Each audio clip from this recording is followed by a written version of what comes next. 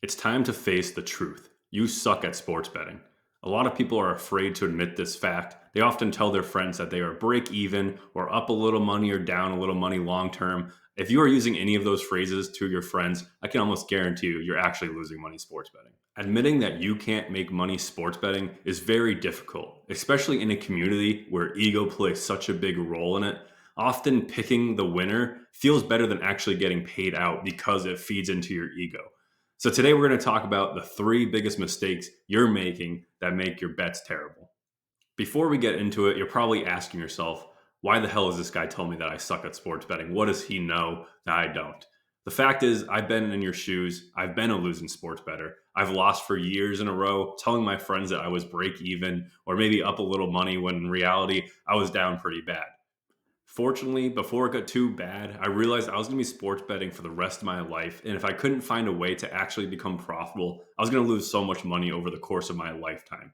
So, for the last 2 years, I've been studying profitable sports betting strategies. I've been teaching my subscribers how to become profitable. I started with a $2,000 bankroll and I've turned that into a $62,000 bankroll in the course of 2 years. Now, that might not be a lot for some people, but for me, it's quite a bit of money, and I've been just doing this part time, after work or before work. The first mistake you're making is believing you know it all.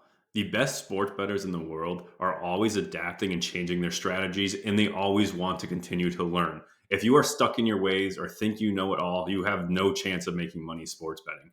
Also, knowing the difference between having knowledge about the sport and knowledge about sports betting is completely different. A lot of people think that if I know a lot about the game, if I know a lot about a certain team, that I can make money betting them. And that might be true, but you need to understand a lot of the basic sports betting concepts like the Kelly criterion formula, positive expected value, implied win probability, bankroll management. If you don't understand all of those terms that I just listed off, then you have no chance of making money sports betting, even with all the knowledge in the world about the teams that you're betting into.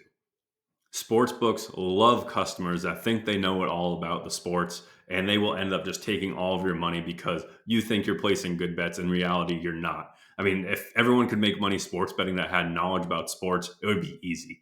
The amount of work that needs to go into being a profitable sports bettor, if you're actually going to do your own research, I mean, you need to put in hours of research a day, build models that can spit out fair values for you and compare those prices to the market. And all of that is way over the head of the average sports bettor that is betting into the sports books. That's why like 98% of sports bettors are not going to be profitable long term, because they are just using sports knowledge and they have no idea that sports betting knowledge is a completely different realm. So here's what you do: drop your ego when it comes to sports betting. If you are betting with your hard earned money and you are actually trying to make a profit, you should not let your ego get in the way or your emotions play a part in your betting at all. If you are betting on a team because you like them or you think they're going to win that game, that is not enough to put your hard earned money on the line, in my opinion. Once you dropped your ego, now it is time to realize that you don't know everything about sports betting. And now you need to open up your mind and start learning new concepts. I learned everything that I know on YouTube just by looking up profitable sports betting concepts. You're going to find tons of videos about it. I also have a sports betting course in my YouTube channel, so definitely check that out. But drop your ego and open your mind up to different concepts. And that's your first step of sucking less. The second reason you suck at sports betting is because you have the fear of missing out. You see someone post a 10 leg parlay that pays 10,000 to 1, and if it hits, we're all going to make tens of thousands of dollars.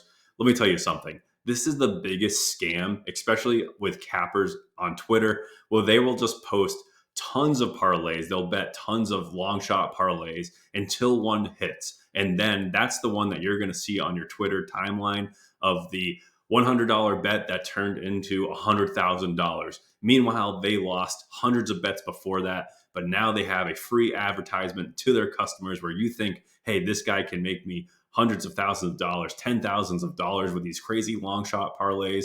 In reality, they just fooled you into paying for their picks, and they are just going to slowly bleed your bankroll until it's all gone. Even the sports books themselves use this tactic. They put up these pre-made parlays that pay 20 to 1, 30 to 1. They throw Kevin Hart's face on it. They throw Shaq's face on it. They throw Dave Portnoy's face on it. And they tell you how many people have copied this bet because they know that you have the fear of missing out when you see there's 10,000 people on the same bet as Dave Portnoy and it pays 30 to 1. Don't let the fear of missing out influence your betting decisions. Find a strategy that works, stick to it, and don't care about what the other person next to you is doing or what some celebrity is doing because it doesn't matter. You need to find your own edge that works for you and makes you money. The third reason that you suck at sports betting is because you're not price sensitive.